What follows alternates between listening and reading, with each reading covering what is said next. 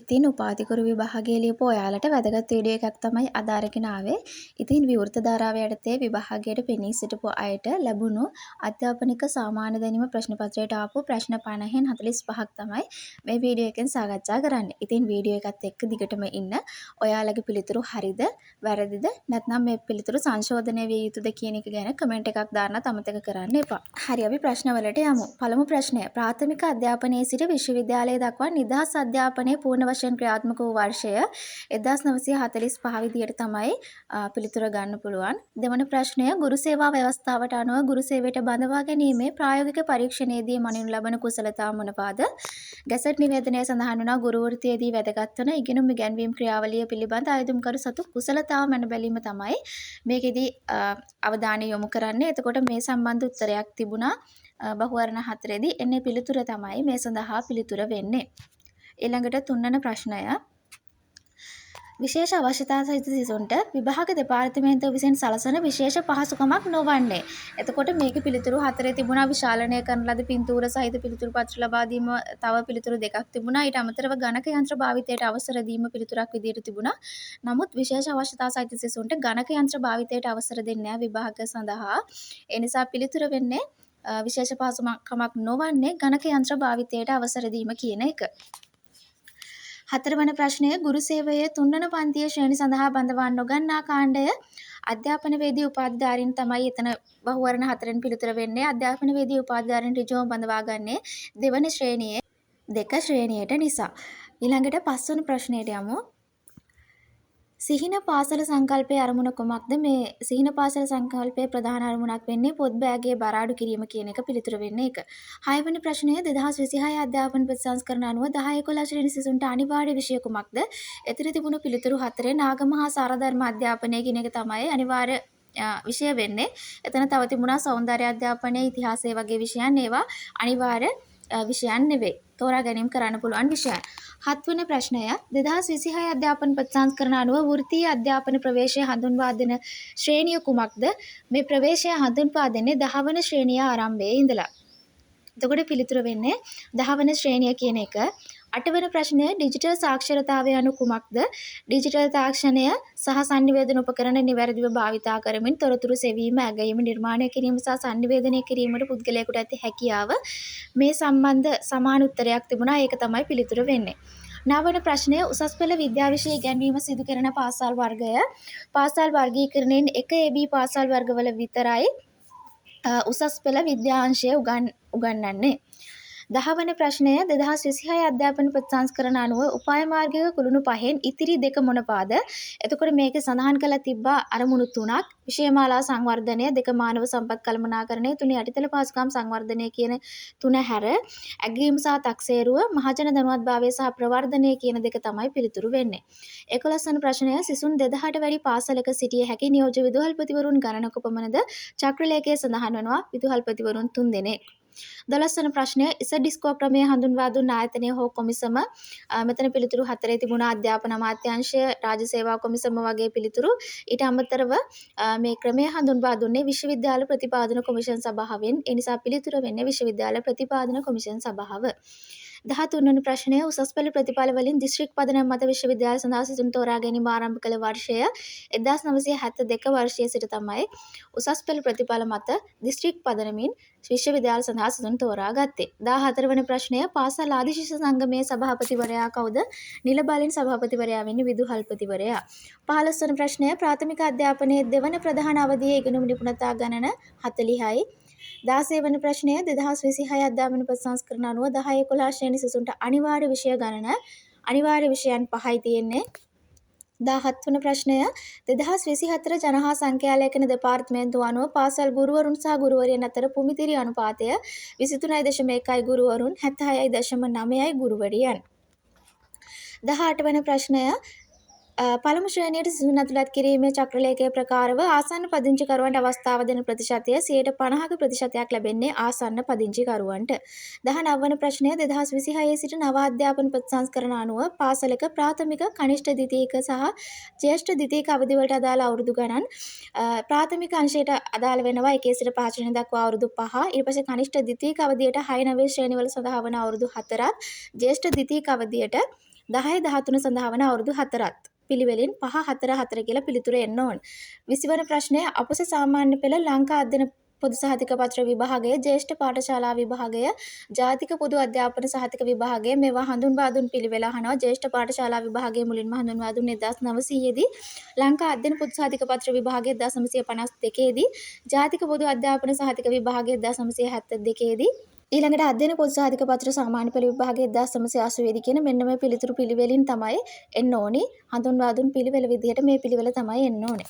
ඊට පස්සේ 21 වන ප්‍රශ්නය අධ්‍යාපන විද්‍යාපීඨ විවෘත විශ්වවිද්‍යාලය තෘතීක හා වෘත්තීය අධ්‍යාපන කොමිසම මේවා පිහිට වූ පිළිවෙල. ශ්‍රී ලංකා විවෘත විශ්වවිද්‍යාලය 1980 දී මුලින්ම පිහිටවන්නේ. ඊළඟට ජාතික අධ්‍යාපන විද්‍යාපීඨ 1985, තෘතීක හා වෘත්තීය අධ්‍යාපන කොමිසම පිහිටවන්නේ 1990 දී. එතකොට පිළිවෙලින් පිළිතුරු තුනෙන් ඕනේ මේ විදිහට. 22 වන ප්‍රශ්නය පූර්ව ළමාවිය සංවර්ධනය සම්බන්ධයෙන් වගකීම පැවරී ඇති ආයතනය ළමා හා කාන්තා කටයුතු අමාත්‍යාංශයට තමයි පැවරෙන්නේ.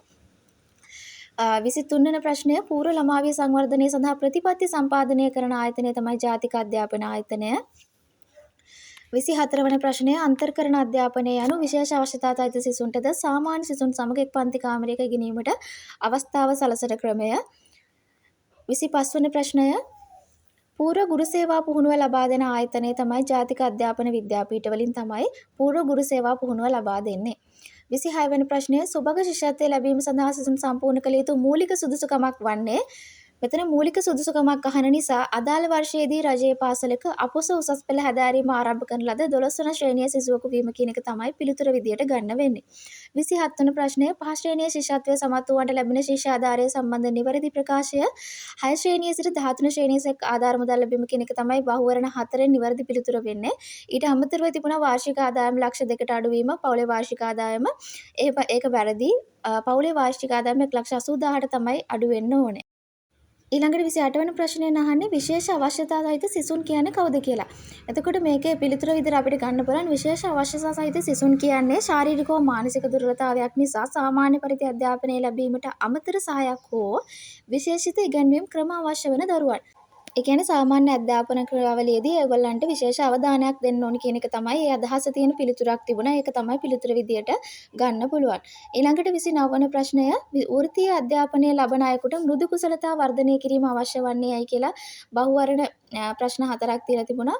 එතකොට මේකෙදි මෘදු කුසලතා අවශ්‍ය වෙන්නේ පිරිසක් එක්ක සහයෝගයෙන් කටයුතු කරන්න වගේ කියන පිළිතුරක් තිබුණා. රැකියාවට පිවිසීමේදී පුද්ගලයන් සමග සහයෝගයෙන් කටයුතු කිරීමට අවශ්‍ය කුසලතා ගොඩනැගීම මේ වගේ අදහසක් තිබුණා. ඒ පිළිතුර තමයි පිළිතුර විදියට ගන්න පුළුවන්. ඊළඟට 30 වන ප්‍රශ්නය සිසුන්ගේ ඉගෙනීම පිළිබඳ සාක්ෂි ක්‍රමානුකූලව රැස් කිරීම කියන එක තක්සේරුව විදියට තමයි ගන්න පුළුවන්. ඊළඟට 31 වන ප්‍රශ්නය මේ අරමුණු කිහිපයක් දීලා මේ අරමුණු මොනවද මොකේ අරමුණුද කියලා අහලා තිබුණා. ප්‍රීතිමත් හා නිරෝගී මනුෂ්‍යයෙක්, ඵලදායී හා මානුෂීය පුද්ගලයෙක්, ප්‍රගතිශීලී ඉගෙනුම ලබන්නෙක් කියන මෙන්න මේ කරුණු වලින් කිහිපයක් දීලා අහලා තිබුණා මේ අරමුණු කොයි සඳහන් ඒවද කියලා. මේවා සඳහන් වෙන්නේ ජාතික අධ්‍යාපන ප්‍රතිපත්ති රාමුවේ සඳහන් වෙන්නේ මේ අරමුණු ටික. එතකොට ජාතික අධ්‍යාපන ප්‍රතිපත්ති රාමුව කියන එක තමයි පිළිතුරු විදියට එන්නේ. ඊට පස්සේ 32 වන ප්‍රශ්නය විවේචනාත්මක චින්තනය සහ sannivedanaya කියන්නේ මොනවද කියලා අහලා තිබුණා.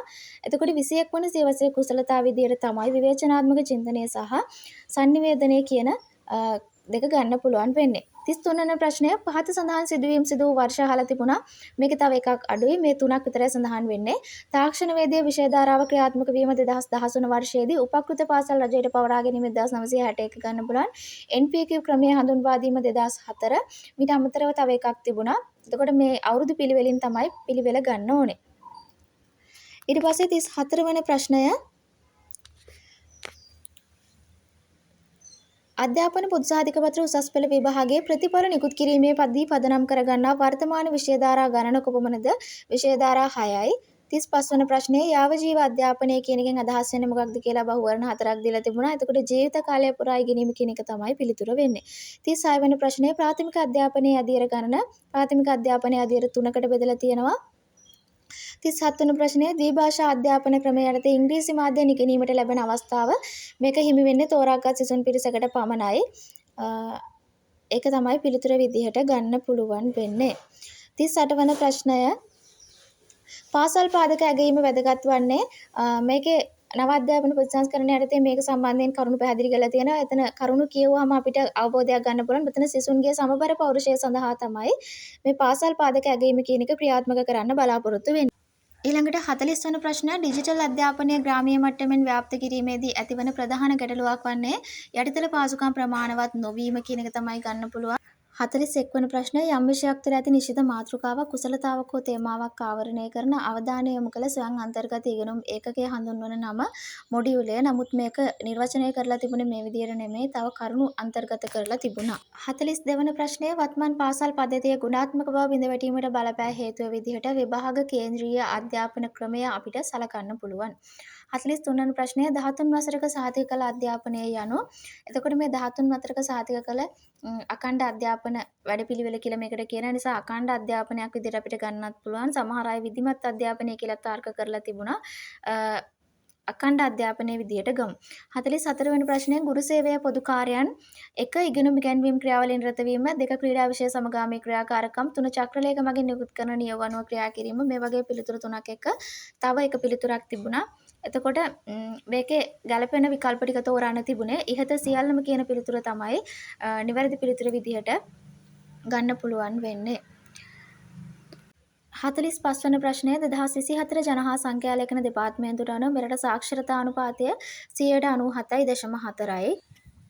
එතකොට 39 වන ප්‍රශ්නය මම අවසානයට ගත්තා. ඒකේ පිළිතුර පැහැදිලි නැති නිසා සිසුන් දෙන්නෙක් අතර ඇගයීම් කරන ක්‍රමය අහලා තිබුණා. ප්‍රගති කරන වගේ තව පිළිතුරු දෙකක් දීලා තිබුණා. එතකොට ඒකේ පිළිතුර පිළිබඳ පැහැදිලිතාවයක් නෑ මට. ඒ ගැන ඔයාලා දන්නවා නම් කමෙන්ට් එකක් දාගෙන යන්න. 46 වන ප්‍රශ්නය තාක්ෂණය හදාරන සිසුවෙකුට අධ්‍යාපනය අතරතුර ප්‍රායෝගික පුහුණුව වැදගත් වෙන්නේ ඇයි කියන එකට පිළිතුරු 4ක් තිබුණා. ඒ පිළිතුරු 4 මට මතක නෑ. ඒ පිළිතුරු 4 දන්න කෙනෙක් ඉන්නවා නම් මේකට කමෙන්ට් එකක් දාන්න. ඊළඟට 47 වෙනි ප්‍රශ්නේ විදියට අපොස සාමාන්‍ය පෙළ විභාගයෙන් උසස් පෙළ හැදෑරීම සඳහා අවශ්‍ය අවම සම්මාන ගණන සම්පූර්ණ කරන්න නොහැකි අවස්ථාවක පාසල් පාදක ඇගීම් මගින් සිසුන්ට ගණිතය මව් භාෂා වගේ විෂයන් නිදහස් කරගන්න පුළුවන්ද? නැත්නම් වෙනත් විෂයන් සඳහා සම්මාන ගණන සම්පූර්ණ කරන්න පුළුවන්ද කියන එක ගැන ප්‍රශ්නයක් තිබුණා. ඒ ප්‍රශ්නයත් මතක කෙනෙක් ඉන්නවා නම් කමෙන්ට් එකක් දාන්න. ඉතින් මේ ප්‍රශ්න 47ට අමතරව තව ප්‍රශ්න 3ක් අඩුයි. ඒ ප්‍රශ්න 3 මතක කෙනෙක් ඉන්නවා නම් කමෙන්ට් එකක් දාන්න. ඔයාලට මේ ප්‍රශ්නවල පිළිතුරු සම්බන්ධ ගැටලු තියෙනවා නම් ඒවත් කමෙන්ට් කරන්න. ප්‍රශ්නවල වෙනස් වෙන්න ඕනි තැන් පිළිතුරු නිවැරදි වෙන්න ඕනි තැන් ඔයාලට මතක නම් කමෙන්ට් එකක් දාගෙන යන්නත් අමතක කරන්න එපා. ඉතින් අපි මේ YouTube channel එක හරහාත් අරගෙන ආවා උපාධි ගුරු විභාගය සඳහා අනුමාන ප්‍රශ්න පත්‍ර මාලාවක්. ඒකේ තිබ්බ අනුමාන ප්‍රශ්නත් ඒ විදිහටම ගුරු විභාගයට අවිල්ලා තිබුණා. ඕපන් සහ ලිමිටඩ් කියන එක්සෑම් දෙකටම අදාළ ප්‍රශ්න මේ වීඩියෝ වලින් සාකච්ඡා කළා. ඉතින් ඒ ප්‍රශ්නත් විභාගයට අවිල්ලා තිබුණා. ඔයාලට මේ වීඩියෝ වැදගත් වුණා නම් ඒ ගැනත් කමෙන්ට් එකක් තියලා යන්න අමතක කරන්න එපා. ඉතින් ඉදිරි තරඟ විභාග සඳහාත් අපේ channel එක හරහා වීඩියෝ අරගෙන එනවා. සාමාන්‍ය දැනීම ප්‍රශ්න පත්‍ර වලට අදාළව දිගටම channel එකත් එක්ක ඉන්න කියලා ඔයාලට මතක් කරනවා.